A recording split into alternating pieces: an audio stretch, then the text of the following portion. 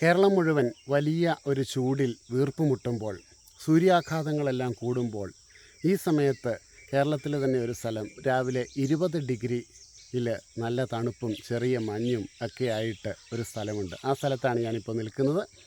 ഇത് എൻ്റെ ബാല്യകാലം ചെലവഴിച്ച ഗ്രാമം കൂടിയാണ്. ഇടുക്കി ജില്ലയിലെ മാങ്കുളം എന്ന ഗ്രാമം.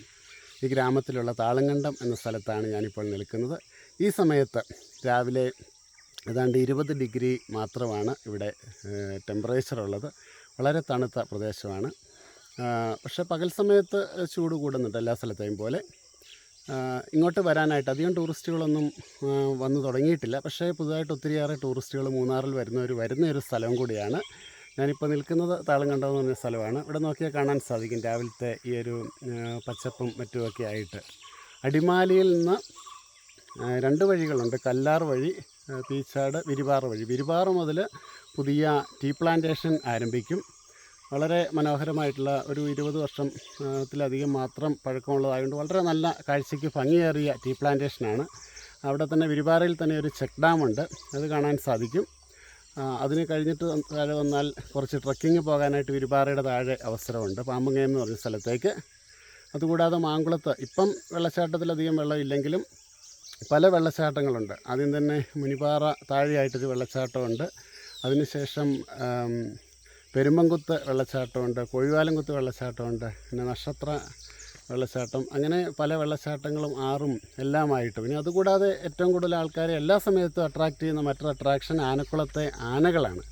നമുക്ക് നാട്ടാനകളെ നമ്മൾ കണ്ടിട്ടുണ്ട് നേരെ നിൽക്കുന്നതായിട്ട്. പക്ഷേ കാട്ടാനകൾ ഒരു 32 എണ്ണം ഒക്കെ ഒരുമിച്ച് വെള്ളം കുടിക്കാനായിട്ട് വളരെ ശാന്തരായിട്ട് വന്ന് വെള്ളം കുടിക്കുന്ന ഒരു അത്ഭുത കാഴ്ച ആനക്കുളത്തൊരു 300 മീറ്റർ ഡിസ്റ്റൻസിൽ നിന്ന് നമുക്ക് കാണാൻ സാധിക്കും. വൈകുന്നേരം ഒരു 6:30-ക്കും 8:30-ക്കും ഇടയ്ക്ക് പല സമയങ്ങളിലാണ് അവർ വെള്ളം കുടിക്കാൻ വരുന്നത്. കാരണം ആ വെള്ളത്തിനൊരു പ്രത്യേകതയുണ്ടെന്ന് പറയാറുണ്ട്, അവർ പ്രത്യേകം കുടിക്കുന്ന സ്ഥലത്ത്. അതുകൊണ്ടാണ് അവിടെ മാത്രമായിട്ട് വെള്ളം കുടിക്കാൻ വരുന്നത്.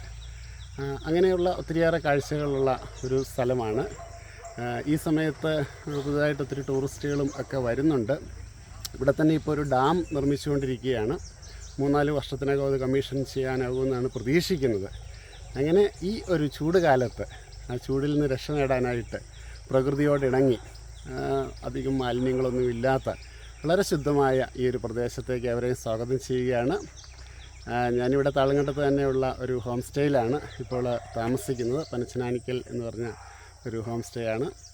അവർക്ക് തന്നെ ഒരു ഓർഗാനിക് ഫാമും കൂടിയാണത്. അത് അവിടുത്തെ നല്ലൊരു ജൈവ കർഷകൻ കൂടിയായ അദ്ദേഹമാണ് അവിടെ പച്ചക്കറികളും അതുപോലുള്ള മത്സ്യകൃഷിയും എല്ലാം ഉൾക്കൊള്ളിച്ചുകൊണ്ട് ആ ഒരു ഫാം അവിടെ നടത്തുന്നത്. അപ്പോൾ ഏവരെയും സ്വാഗതം ചെയ്യുന്നു. നന്ദി, നമസ്കാരം.